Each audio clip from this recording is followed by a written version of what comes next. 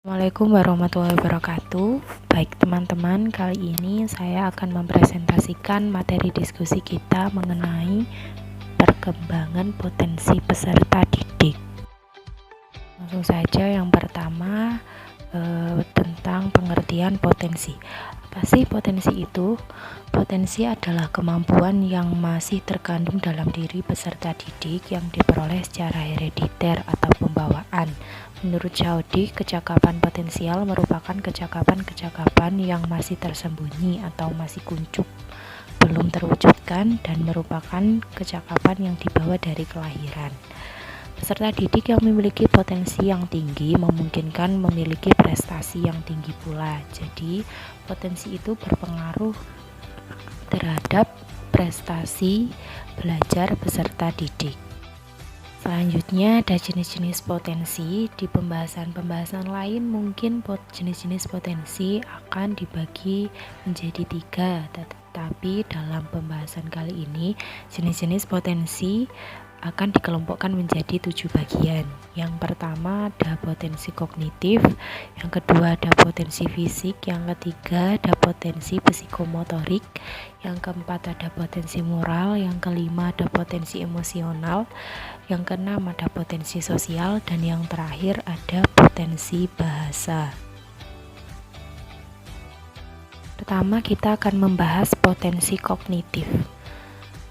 Perkembangan kognitif merupakan dasar bagi kemampuan anak untuk berpikir. Menurut pendapat Ahmad Susanto, kognitif adalah suatu proses berpikir, yaitu kemampuan individu untuk menghubungkan, menilai, dan mempertimbangkan suatu kejadian atau peristiwa. Jadi, potensi kognitif berhubungan dengan tingkat kecerdasan peserta didik. Potensi kognitif mempunyai peranan penting bagi keberhasilan anak dalam belajar, karena sebagian aktivitas dalam belajar selalu berhubungan dengan berpikir. Misalnya, ketika anak dihadapkan dengan persoalan-persoalan yang menuntut adanya pemecahan, dan ia bisa menyelesaikan persoalan tersebut dengan langkah-langkah yang kompleks. Selanjutnya ada 6 faktor yang mempengaruhi potensi kognitif peserta didik. Yang pertama ada faktor hereditas atau keturunan. Faktor hereditas menurut Skoper, manusia yang lahir sudah membawa potensi tertentu yang tidak dapat dipengaruhi oleh lingkungan. Contohnya, taraf intelijensi yang sudah ditentukan sejak lahir. Karakter peserta didik yang mempengaruhi potensi kognitif. Selanjutnya ada faktor lingkungan. Faktor lingkungan merupakan pengalaman dan pengetahuan yang diperoleh dari lingkungan hidup peserta didik tersebut. Yang keempat adalah faktor kematangan, yaitu faktor yang dipengaruhi oleh usia dari peserta didik. Jadi semakin bertambah usia peserta didik, maka potensi kognitif juga semakin meningkat. Yang keempat adalah faktor pembentukan. Faktor pembentukan ini dibagi menjadi 2, yaitu faktor pembentukan sengaja atau faktor pembentukan tidak sengaja. Faktor pembentukan sengaja itu dibentuk di pendidikan formal atau di sekolah-sekolah formal. Yang kedua, faktor pembentukan tidak sengaja itu dipengaruhi oleh alam sekitar atau lingkungan hidup dari peserta didik. Yang kelima ada faktor minat dan bakat. Faktor ini mempengaruhi kognitif peserta didik dengan adanya dorongan untuk mempelajari bakat-bakat yang ada di dalam diri peserta didik tersebut. Yang terakhir ada faktor kebebasan.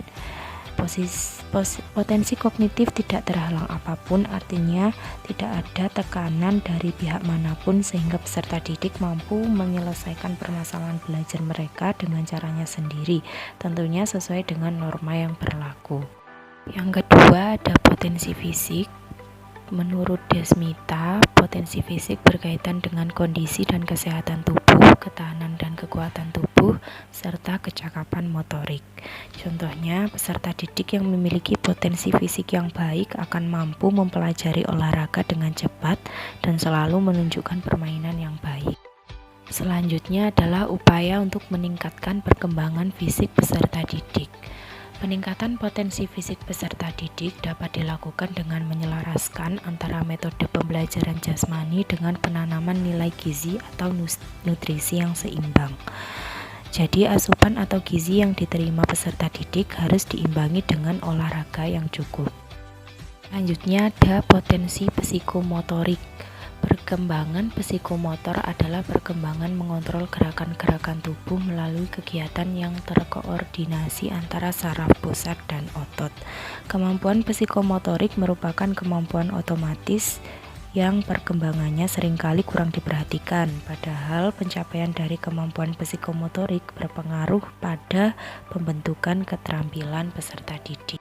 Selanjutnya keterampilan motorik. Keterampilan motorik dibagi menjadi dua. Yang pertama keterampilan motorik halus, yang kedua keterampilan motorik kasar.